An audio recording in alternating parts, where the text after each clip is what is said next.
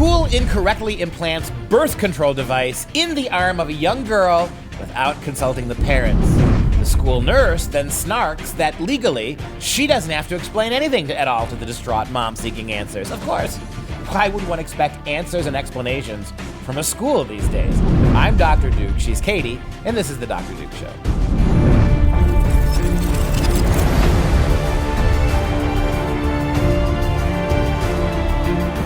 Hello everyone and welcome to The Dr. Duke Show, the only program that keeps you educated on the craziness impacting K-12 classrooms and college campuses around the globe. Today, the University of Vermont Medical Center is in hot water after forcing nurses to participate in abortions after they objected due to religious and moral reasons. Plus, a Hawaii high school says biological girls who don't feel comfortable changing in front of a trans girl, that is, a boy, should just simply use a different location to protect the girl's feelings. In other words, you gotta move, not him. But we start in Baltimore, where a 16-year-old girl was improperly given a birth control implant in her arm at school, that's a surgical procedure, without ever having a parent consulted. Yep, that's right, that's Baltimore, a Baltimore mother, 16-year-old girl. At Digital Harbor High School, the teen complained about headaches when she came home and she had pain in her arm. When mom tried to get to the bottom of this, she found the implant, which was put in wrongly and incorrectly. The doctor notified her after they took her to the doctor. This is Nicole Lambert, sent her daughter to get checked out by a pediatrician. Pediatrician! The doctor notified her that the 3-year contraceptive Nexplanon had been improperly planted by the school nurse and it needed to be removed because it was dangerous. According to the paperwork on Merck's website, the maker of Nexplanon, the implant should go in the inside of the upper arm. Photos show that Lambert's daughter had the implant near the back of her arm. Her doctor advised taking the implant out to avoid possible complications, including blood clots. And what did mom say? Just to hear that your child anything could happen to your child and you not even know what's going on, it's a scary feeling. So I went to the school and the nurse told me, I don't have to talk to you about absolutely nothing. I'm like, that's my child, I take care of this child, you can talk to me about my child. And they put me out of the school. They removed mom from the nurse said, this is what we told you was coming, right? You scoffed, you laughed, you maligned us when we said 6 and 7 years ago. You watch. By the end of the Common Core era, parents will be completely excluded from every aspect of their kids' education, their health, their wellness, their psychosocial development, their sexuality, their moral education. All of that now becomes the exclusive province of the American public school. You know, the same people who can't teach your kids reading or writing math are now qualified, right? You have a nurse here she's a nurse. She evidently went to a public school because as a nurse, she can't put an implant in correctly. She is incapable of doing it. She is a failed nurse. She is the kind of nurse that was socially promoted through nursing college, probably because she was a minority. And she never had to learn how to properly implant an implant like this. And so she couldn't do it. And when mom shows up to the public school, you know, the one that her tax dollars pay for, she was told, I don't have to talk to you. And she pressed her little button and Lurch came around the corner and escorted her out of the school. That's the American public school. And we've reached the point where we should no longer call them American public schools. What should we call them? I'm calling on all readers now, all witnesses, all watchers. Send in your suggestions and we'll pick the best one. The Dr. Duke Show. What do we call public schools? Because clearly they're not schools anymore and they're not public. And clearly they have nothing to do with education. What would be the best way to rebrand public schools so everybody knows what they are? Well, it does take a village, so that you can work with that theme.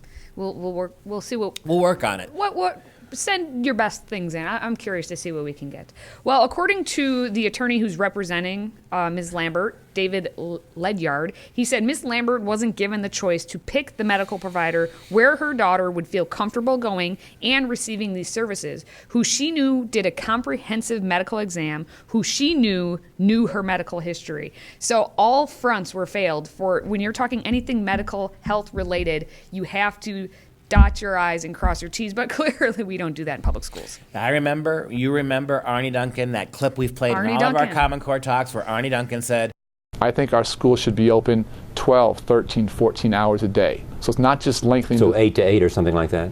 Yes, and let me tell you what, not just lengthening obviously the school day, but a wide variety of after-school activities, drama, arts, sports, chess, debate, academic enrichment, programs for parents, GED, ESL, family literacy nights, potluck dinners. At home, we attached healthcare clinics to about 24 of our schools. Where schools truly become the centers of the community, great things happen. Everything from morality to healthcare to dentistry to birth control to abortion, and not a word about your kids' preparation for academic life. And he wanted them to be open 12, 13, 14 hours a day. Our Direct families, right? Yep. And he wanted the public school to become the center of every community. The center of every community should be this network of federally funded, we're not going to call them public schools anymore. Exactly. We need a name. They are not public, even though you pay for them. If they were public, that means they belong to you. They are not schools, because they are not educating your children. They are transforming them, they're indoctrinating them, they're providing surrogate parency to them, but they are not educating them. So when this story came out, the union that represents the registered nurses and nurse practitioners that are in the Baltimore City Health Department issued a statement. They said, our union has chosen not to comment on this case directly due to pending litigation, but we do stand behind our members because they have to. And I hope the student receives the care she needs. Yes, we also hope that. Wait, but, your own nurses couldn't give it. Do you see how weenie that is? How utterly weenie that is? We're not going to talk about it because the school's being sued. We're not going to talk about it because we're not going to admit culpability. But we hope, the best they can do is hope that student gets the care she needs, just not from one of our nurses. On the same thread, we have some good news coming out of Vermont, which, the land of Bernie Sanders. You wouldn't there's think no anything good news there.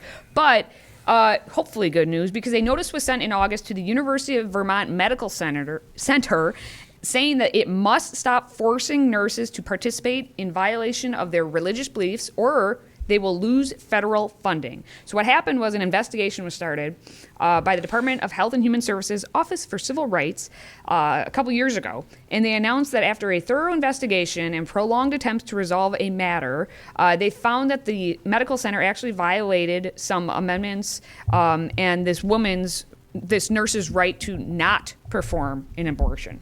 So this is really good news. They basically had stated that there was discriminatory policies that would assign or require employees to assist with abortion procedures even after they had written down that they have objections to it.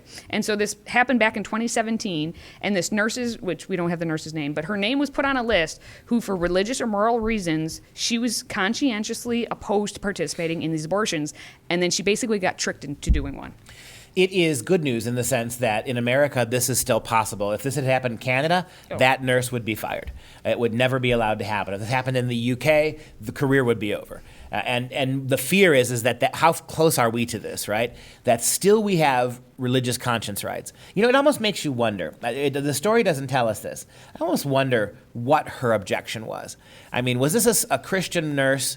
You would think that would be the default, right? Yeah. But I wonder, the reaction was so quick and so definitive in that you don't have to. I wonder if it was a Christian. I mean, I could see the authorities being much more concerned if this was a Muslim nurse or a Jewish nurse, Orthodox Jewish nurse. I don't know. I'd be very curious if it was. I mean, if I'm being overly paranoid and this was a Christian who stood up for her rights and won in this case, that's great. But you look at where we're going across this country, and you look at places like Vermont, which are really far out there in terms of civil rights eroding in the name of collectivism. It's almost shocking to think that this happened so cleanly, but we don't know the rest of the story there. Yeah, I mean, they do say this is especially good news because the Health and Human Services rarely punishes anyone. So it is interesting to see what are some more of the details. And according to at least 4 more nurses, there have been similar violations happening. So they must have found a litany of things happening at the University of Vermont Medical Center.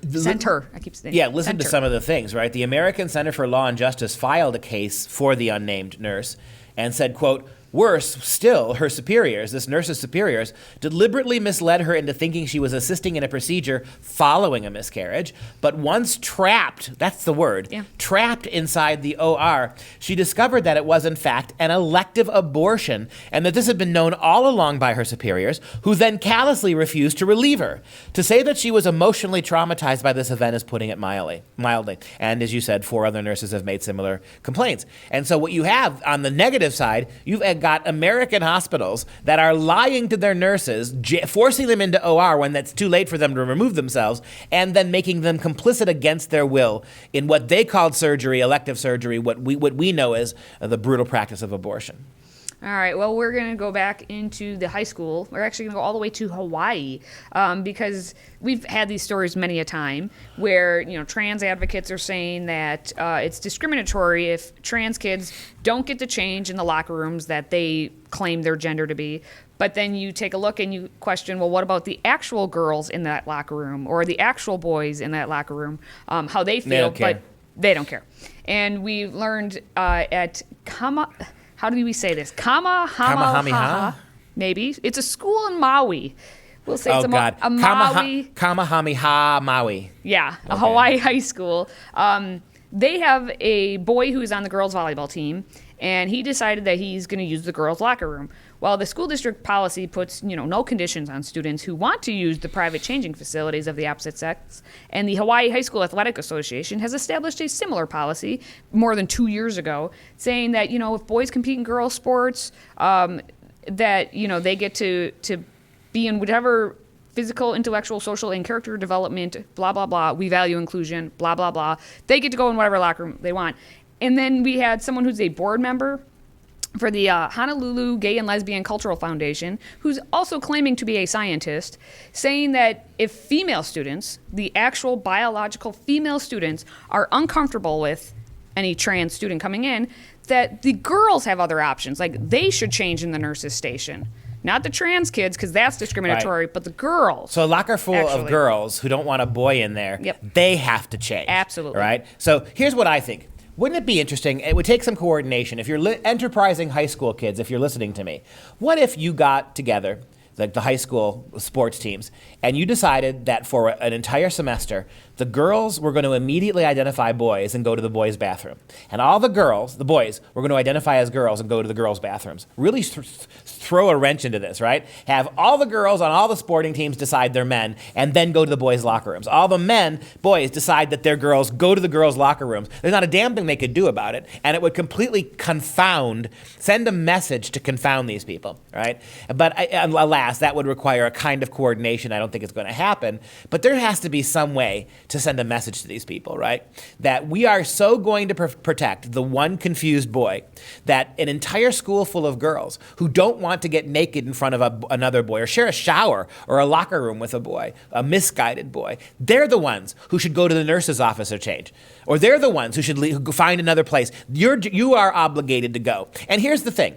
If that happened, if every girl in the girls' locker room left to leave the boy by himself, I guarantee you, even though he said this, they would accuse those girls of having shamed that boy. Well, absolutely. It would then, by leaving to go protect their rights to privacy, then they're bullying that kid. Exactly. But back to one of your original points, Dean Hamer, who was that board member for the Honolulu Gay and Lesbian Cultural Foundation, he says that schools should not just have a rule that says you're not supposed to bully people, but to show kids and teachers and administrators what a positive, affirming atmosphere looks like. So in other words, there it is. It's not enough to stop bullying. You have to bully in the opposite way. Right? So this is exactly what happens with this situation. In order to prove it's not enough to try to find an alternative accommodation for this kid. This boy who thinks he's a girl, he could quite easily have a third-party neutral bathroom, or he could quite easily pop into the nurse's office, one person, and deal with it. But that's not enough. No. You have to proactively show that you support 100% deviancy, which means that boy gets whatever he wants and everybody else has to be inconvenienced. That's the only way you can show equality, by discriminating. This is leftist Orwellian doublespeak. Meanwhile, we're all about the female empowerment, and we're going to put a whole mess of money towards it, aren't we? Oh, boy, you got Bill and Melinda Gates. These are, if there were ever two people who had too much money and too little clue what to do with it, it would be the Gates. So Melinda Gates now, revolutionary, she pledges $1 billion to promote female empowerment. And what that mostly means is aborting babies in African countries, right? More dead black and brown skinned babies in order to advance and this is really about population control. It's not about women advancing women's rights. It's not about lowering women up. It's raising women up. It's about about killing black and brown skinned people because, there's too many people in the world, and your eugenics program has to be masquerading as some kind of a positive thing. Melinda Gates, the wife of Microsoft founder Bill Gates, has pledged to spend up to $1 billion over the next 10 years to promote gender equality. In an op-ed for Time magazine, Gates, who has routinely pushed population control in third world countries, announced her commitment to see more women in positions of power throughout the United States. And why, right? It's all about reproductive rights. It's all about lowering the population base. She writes, quote, "I believe that women's potential is worth investing in because, we invest nothing in American women, right?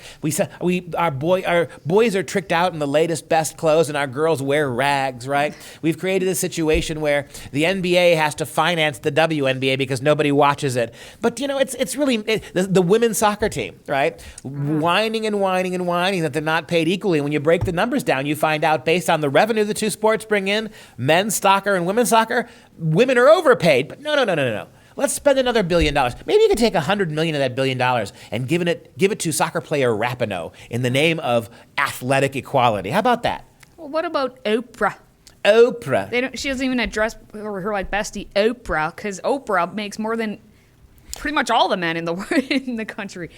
But I guess maybe not the whole thing is those bizarre. Entrepreneurs. But anyway, of course, Melinda Gates is saying it's all about equality, because we always say, as you see, this entire episode has been about, it's all about the female. We're thinking for the female and what the female needs, but it's not about the female. It's about the trans female. It's about actually taking females and allowing them to kill other females. You know what's really disgusting about this? When you read further into the article, she gives the hat away, right? Yeah. She actually argues for a system where wives deceive their husbands.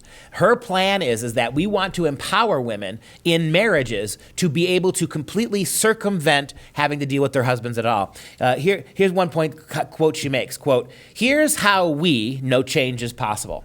In every country in the world where you've given access to modern contraceptives, it only takes one generation for them to fully uptake and for them to see the birth rate decline," she said. "And once these women in third world countries have consistent access, women will use it.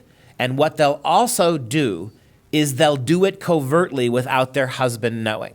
And so congratulations, Bill and Melinda Gates, because for you, the idea of marriage is not about give and take, share, and participate jointly in these decisions. You're going to empower women to do what they want to do without regard to husbands. And you can pretend that that's feminist, you can pretend that's progressive, but what you're doing is driving a wedge between husband and wife. And you have no problem doing that in third world countries with black and brown skinned people, because you posture as racial heroes when you are nothing more than thinly veiled eugenicists who want to see fewer Africans.